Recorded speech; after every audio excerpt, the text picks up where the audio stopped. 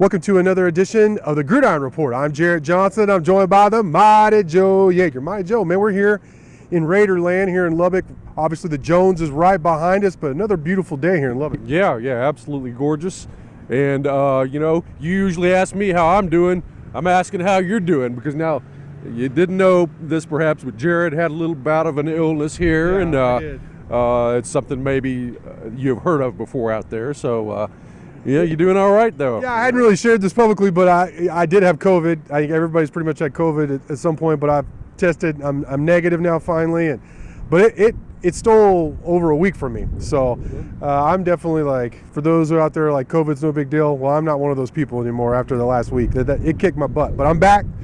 You can't keep us down, right, Mighty Joe? There you go. Speaking of not being able to keep them down, Texas Tech coming off that thrilling 33-30 double overtime victory here at the Jones over Houston, then ranked 25th in the country. Now they face their first road test. They take on number 16 North Carolina. They're in Raleigh. It's a sold-out Carter Finley Stadium. It's supposed to be a great environment. Texas Tech has their hands full. 6 p.m. Central Time Saturday, and it's going to be on ESPN2. Yeah, it's going to be a super-duper challenge. Particularly with Texas Tech's offense going against North Carolina State's defense. Yeah. That's where people are looking at, okay, well, what does Tech have to do to get enough points to win this game? Right. I think Tech's defense is going to be fine in this game, but what Tech does on offense, that's what we're all going to be paying attention to mainly, I think. I think that's interesting because I think going into the season, you would have thought Devin Leary, one of the best quarterbacks in the country, Tech's defense, at least historically, recently, especially, has struggled. That would have been your major concern. What are your thoughts on Devin Leary, and what does he bring to the table as a quarterback? Well, he's a very solid quarterback. So far this year, he's been a little bit underwhelming. In 2 games, and I think really it remains to be seen whether North Carolina State has even hit their stride yet. Yeah. I get the feeling that they're kind of feeling their way around a little bit, kind of the way Texas Tech is. And I think that goes for the quarterback as well. I mean, his passer rating right now is 146, which is, so-so. But, yeah, I mean, we know from what he did last year that he's capable of getting it rolling. But really, up to this point, North Carolina State's offense hasn't done anything to really bowl you over. So we'll see if they, come to in this game against Texas Tech. But this is a tough defense for them to get it rolling against. Yeah, and so I can tell you want to talk about Tech's offense versus North Carolina State's defense, and I get it. There's a couple of guys I really like on there, but one of them, the main guy I want to mention on that defense is Tanner Engel. He plays a safety hybrid role. I've watched some of NC State's games from last season and this season. He was a first-team All-ACC performer. And he's one of those guys that really makes a defensive coordinator Tony Gibson's system work for the Wolfpack. Yeah, right. Now some of you may remember that name, Tony Gibson. Right. Formerly at West Virginia, and he was dang good at West Virginia. I always thought he was great. Great. And he's carrying on at North Carolina State. And those sorts of defensive coordinators like him, who do that stack 3-3-5 haycock up at Iowa State. They like those sort of hybrid guys. Yep. That can do a little bit of everything, and spin down or spin back out, safety, outside linebacker, whatever. It's becoming more and more of a thing in football. And, yeah, Engel is the perfect fit for that, and he's going to be a handful. That defense in general is tough because they create a lot of – well, right now they got 4 interceptions through 2 games. Right. Wow. And based on what happened last week with the 3 interceptions – from Donovan Smith, that's something we're going to have to keep an eye on.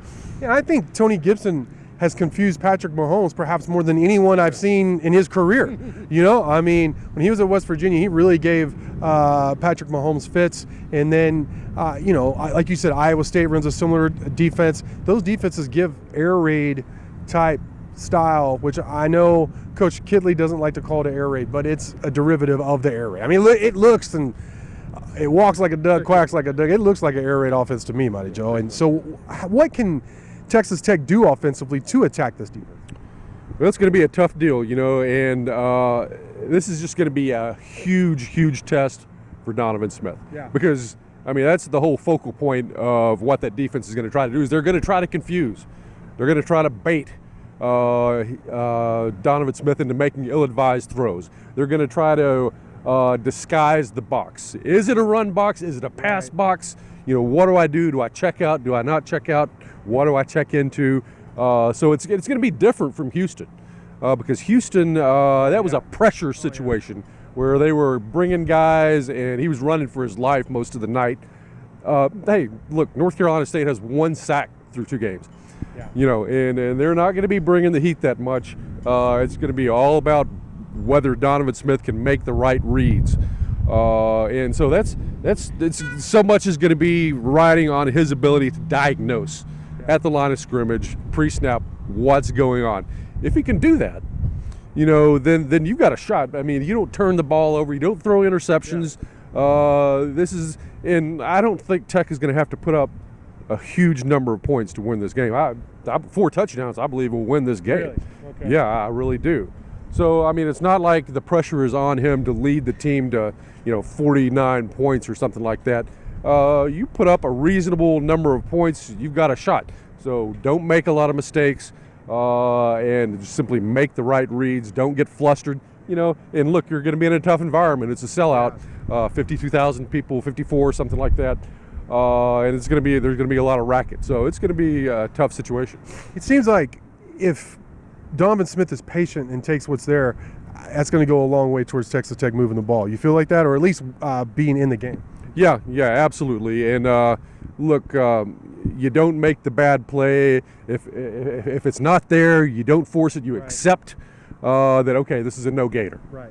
All right, and then you live to fight on 2nd and 10 or 3rd and 10, whatever. Give yourself a shot. But you can't go chucking it in there and get the ball tipped around and have bad things happen. God forbid another pick 6 or something like that. Because points are going to be at a premium to come by, so you can't give those guys anything on your end, turning the ball over, or let alone actually handing them 6 points. So I agree. Yeah, he's got to be patient, take what's there, don't force everything, and it would really, really help if Taj Brooks and Roderick Thompson were able to do something on the ground and that offensive line. I mean, you're not going to be able to run for 200 yards against these guys. That's not happening. But, I mean, look, in the second half against Houston, Texas Tech was able to get a little bit of traction and something going in the ground game, So it's possible. I don't think really this defense that North Carolina State has is any more physically imposing than Houston's. Okay. I don't believe that. So it's not like they're going to be physically dominated. It's just, can you, and for that reason, I believe there is a chance that Texas Tech may have some success running the football. And if you do that, that's going to take an awful lot of pressure off of Donovan Smith, which would be really, really nice. So again, that's something to keep an eye on. Now, there's been a lot of talk about Zach Kitley's play calling on the offensive side of the ball, but I want to ask you about Tim DeRuyter's play calling as a defensive coordinator on the positive side. I feel like he dialed up just a great game against Houston, and he had that reputation coming in. And I think this defense, one thing that I haven't seen talked about at all, it's done a great job of tackling, especially for Texas Tech in recent history. I mean, I want to get your thoughts on DeRuyter, his play calling style, and then the defense. Yeah, agreed. I saw, against Murray State, they were vanilla. Right. No surprise there. Against Houston, they were anything but vanilla.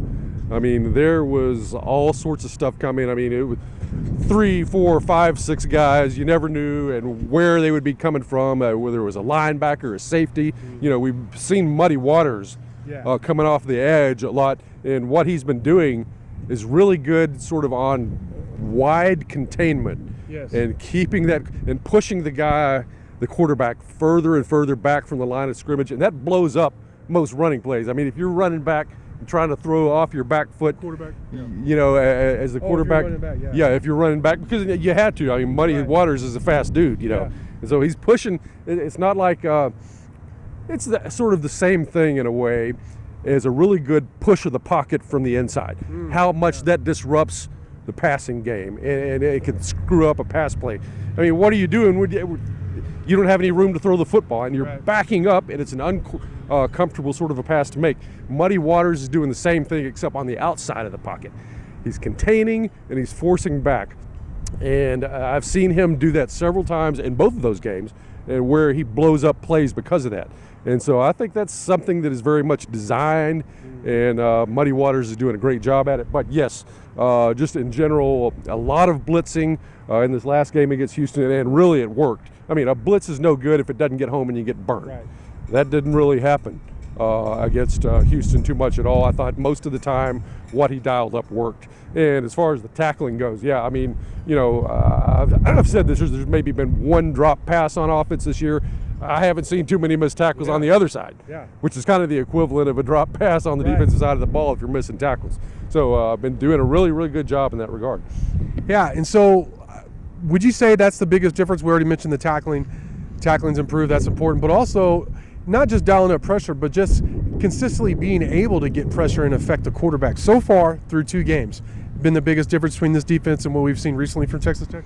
Yeah, I would say so. Then I'd throw in there that, you know, I don't really know the numbers off the top of my head, but it doesn't look like they've been giving up too many explosives. Yeah. You know, they had the one against Houston. I guess it was Dell got behind. Was it?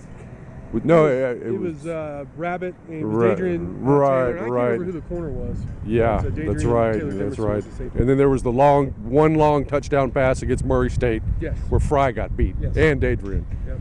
But really, you know, I mean, when you consider how aggressive the defense has been, you know, not a whole lot of explosive chunk plays given up as well. Just, you know, I think overall the defense has just improved in a lot of different ways. You know. Yeah, and they haven't been playing those soft coverages. You know, it's been a lot of man. It's been a lot of aggressive. So it's been impressive so far. But major tests obviously coming up. Number 16, NC State, there in Raleigh. Well, I can't wait to see what happens, Joe. To me, like, this is Houston was a test, obviously, but I think this is a much bigger test considering the environment, considering I think the opponent's that much better, and I can't wait to see what happens and how the Red Raiders do. But Mighty Joe, great stuff from you as always. Thanks for watching, and until next time.